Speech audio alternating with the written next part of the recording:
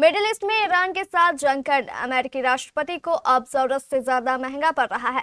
दरअसल इजराइल के समर्थन में युद्ध लड़ने वाले ट्रंप अब कई देशों को नाराज कर चुके हैं। अब कई देश ट्रंप से नुकसान का हर्जाना मांग रहे हैं। एक तरफ अमेरिका इस युद्ध से बाहर निकलने का तरीका खोज रहा है, दूसरी ओर यूएई चाहता है कि अमेरिका युद्ध का खर्चा उठाए। ऐसे में बड़ा सवाल ये है कि मिडिल ईस्ट के कई देश इस युद्ध में प्रभावित हुए हैं। ऐसे में अमेरिका किस किस देश को नुकसान की भरपाई करेगा? बड़ा सवाल यह है कि अरब देश अमेरिका से हर्जाना क्यों मांग रहा है। इसके साथ ही इस खबर से जुड़ी पूरी जानकारी देखिए इस रिपोर्ट में।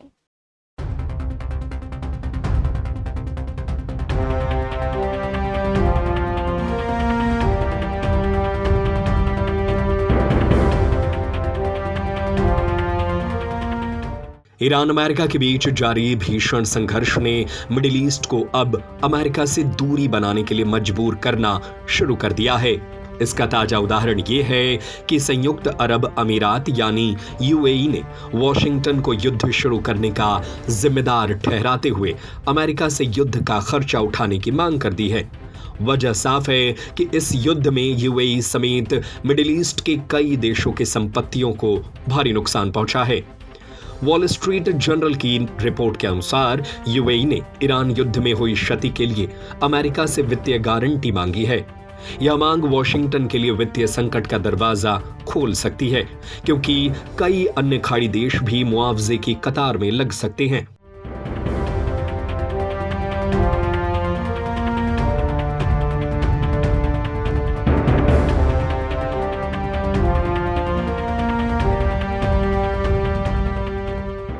अमेरिका के लिए यह युद्ध महंगा सौदा साबित हो सकता है, क्योंकि युद्ध के बाद पुनर्निर्माण और भी महंगा होता है। रिपोर्ट के अनुसार ईरान से 28 फरवरी को युद्ध शुरू करने के बाद से अमेरिका रोजाना 89 करोड़ से 1 अरब डॉलर का खर्च कर चुका है। वहीं इजराइल ने अब तक कुल 11.2 बिलियन डॉलर खर्च किए हैं, जिनमें से आधे से ज्यादा सिर्फ पहले 20 दिनों में खर्च हो चुके हैं। युद्ध के बाद की लागत में सऊदी अरब जैसे खाड़ी देशों में नागरिक और ऊर्जा ढांचे की मरम्मत शामिल है, जो कि 60 बिलियन डॉलर से ज्यादा होने का अनुमान है। इसमें से सिर्फ तेल और गैस सुविधा को बहाल करने के लिए ही 50 बिलियन डॉलर की जरूरत बताई गई है। खाड़ी देशों में यूएई सबसे ज्यादा नुकसान झेल चुका है।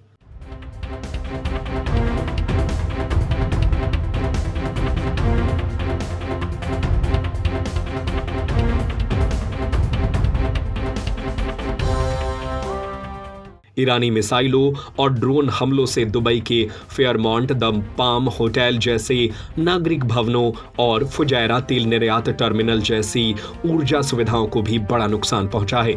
इसमें 2 अमेजन डेटा सेंटर भी क्षतिग्रस्त हुए हैं, जिससे पूरे क्षेत्र में बैंकिंग से जुड़ी क्लाउड सेवाएं और कंप्यूटिंग सुविधाएं बाधित हुईं।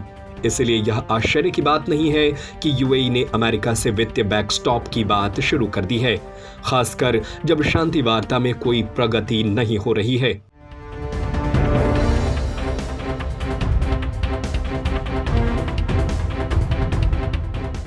यूएई के अधिकारियों ने यह भी इशारा किया है कि यह युद्ध बिना अपने क्षेत्रीय सहयोगियों से चर्चा किए अमेरिका ने शुरू किया था। ऐसे में यूएई चाहता है कि युद्ध का खर्च भी वही उठाए। यूएई की यह मांग राजनीतिक रूप से बहुत संवेदनशील है, क्योंकि अमेरिका ने 30 मार्च को कहा था कि वह खाड़ी देशों से युद्ध के खर्चे के लिए पैसे मांगने पर विचार कर रहा है।